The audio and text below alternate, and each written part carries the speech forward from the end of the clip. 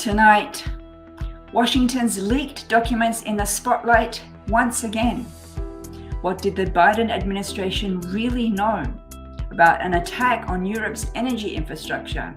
And artificial intelligence poses a real threat, warns UN Chief Antonio Guterres, as he calls for a solution. Later in the show, Peel Crime Stoppers' new initiative honors first responders. Imran Hassan explains. And what they do is phenomenal work in the community. Assalamu alaikum and good evening. This is Muslim News Canada on Muslim Network TV. I am Catherine Bullock. In the latest saga of Washington's leaked documents, evidence has come to light that the Biden administration knew about the plan of an attack on the Nord Stream natural gas pipeline 3 months before it was bombed. The US and its allies have called the attack a dangerous act of sabotage on Europe's energy infrastructure. The leaked documents provide some of the most specific evidence to date, linking Ukraine's government to the eventual attack in the Baltic Sea. This is new evidence which has not been obtained before. The intelligence was gathered from an Ukrainian individual. The documents reveal that the CIA learned in June last year about the details of the attack through European intelligence. The details revealed that the Ukrainian military was working on attacking the undersea pipeline using a small team of divers. The divers were to report directly to the Ukrainian commander-in-chief. Unnamed sources have confirmed that the report was shared in June last year with Germany and other European countries. 3 explosions in September last year caused massive leaks in Nord Stream pipelines. Only one of the 4 gas links was left intact. The Biden administration initially blamed Russia for the explosions. It promised that the US and its allies would get to the bottom of exactly what had happened. At the time, Kyiv denied attacking the pipelines. There were a total of 97 hate or discrimination incidents last year in the Waterloo region in Ontario. Out of these, only 10 were reported to the police.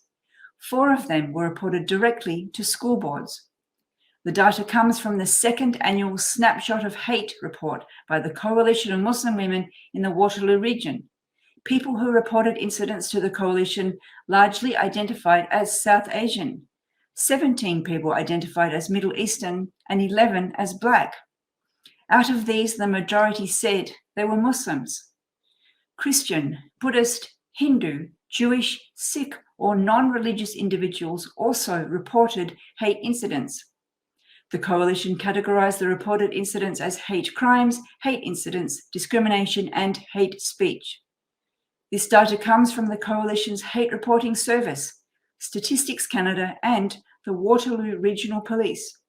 Community partners like the Somali Canadian Association and the Caribbean Canadian Association of Waterloo Region also contributed data. The UN chief is calling world nations to come together in a global digital compact to mitigate the risks of digital technologies. The compact is also meant to identify ways to harness their benefits for the good of humanity. Antonio Guterres says the weaponization of AI is a huge concern. Guterres says even those who have developed AI and stand to profit from it most have expressed deep concern and pleaded for action on governance. He says that national and regional approaches are simply not enough in a globalized world. He says the compact would provide a framework to align national, regional, and industry approaches around global priorities and principles. Guterres is proposing establishing a multi-stakeholder expert body for artificial intelligence that would review AI governance arrangements. It will also offer recommendations on how they can be aligned with human rights, the rule of law, and the common good. Please stay tuned. We will be back after a short break.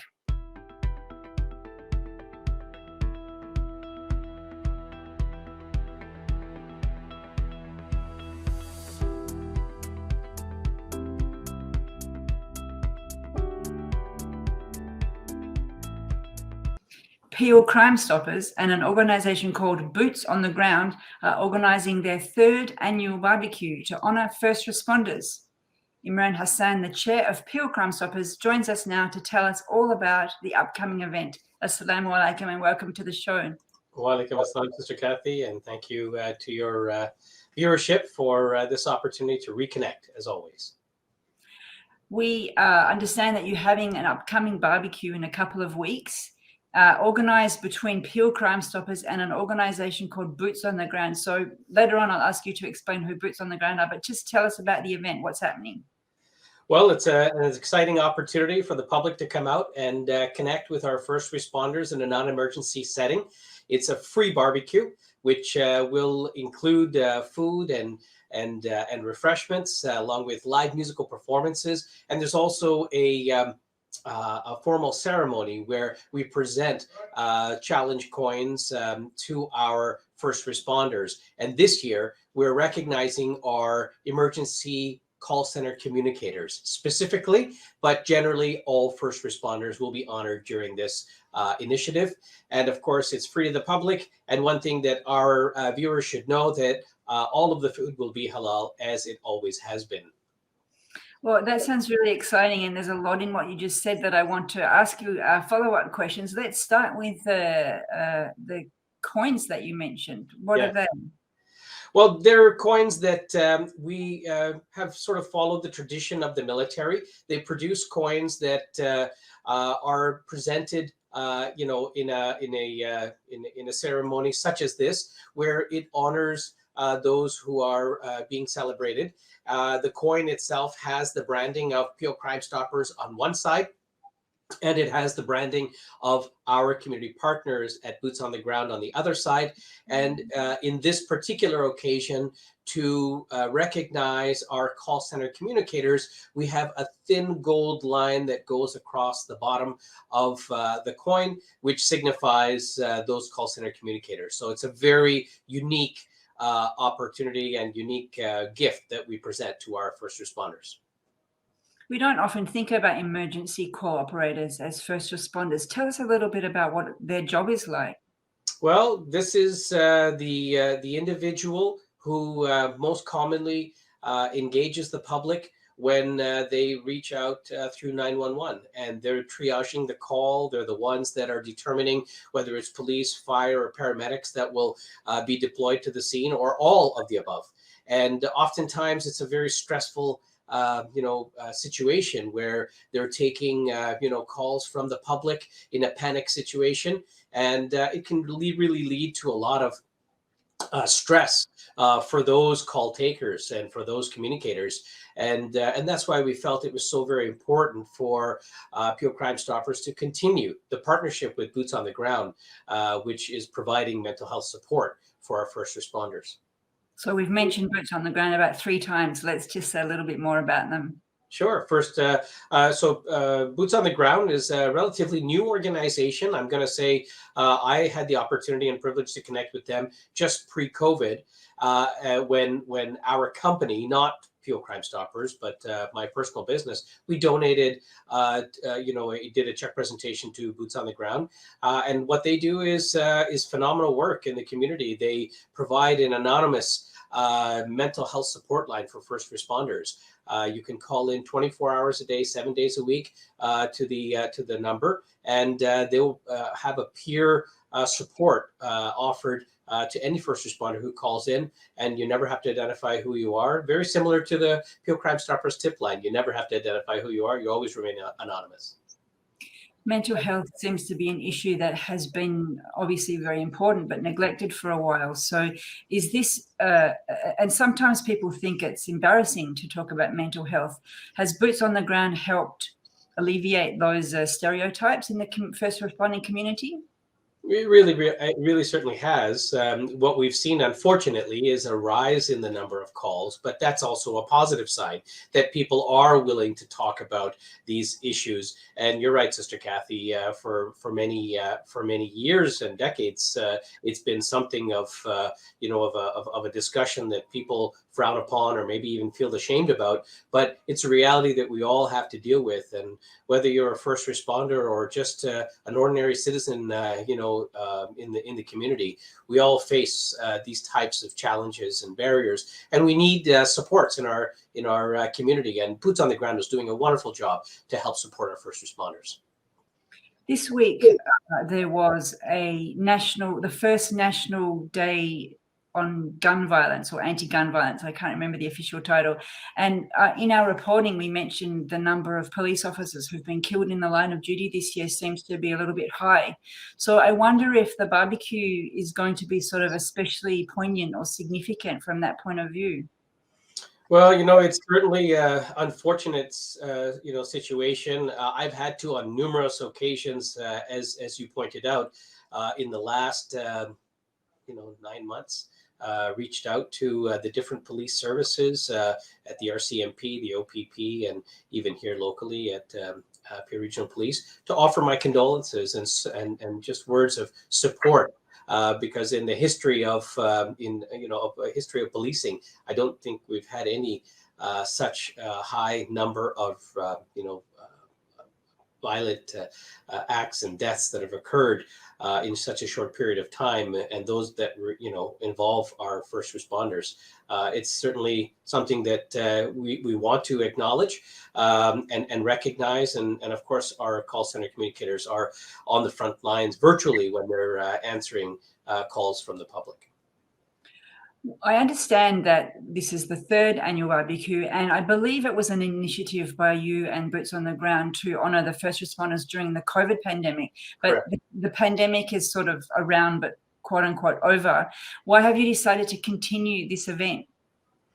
Well, it's very important that we recognize that our first responders are there for us 365 days a year, 24 hours a day.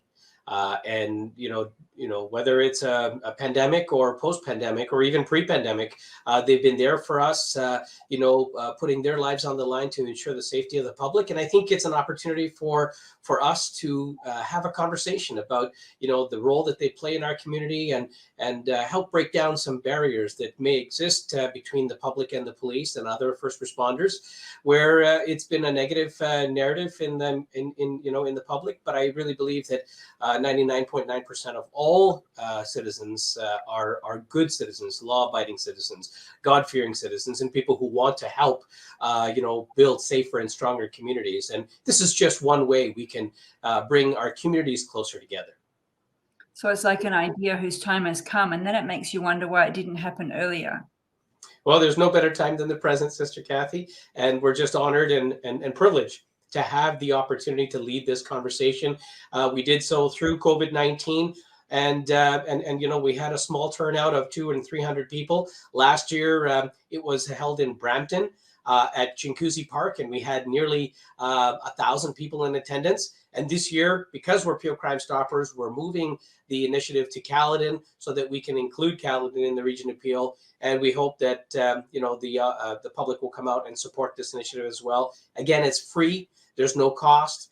We want everyone to come and join us. It's family friendly. There'll be lots of activities and games, and of course food. And I mentioned earlier it's halal, so please.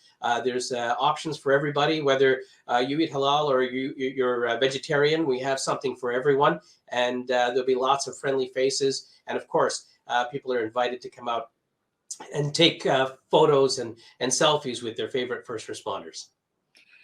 It's a very localized initiative, and I'm wondering if someone who's watching the show, maybe from Vancouver, and is not going to hop on a plane and fly over to attend, how could they celebrate their first responders?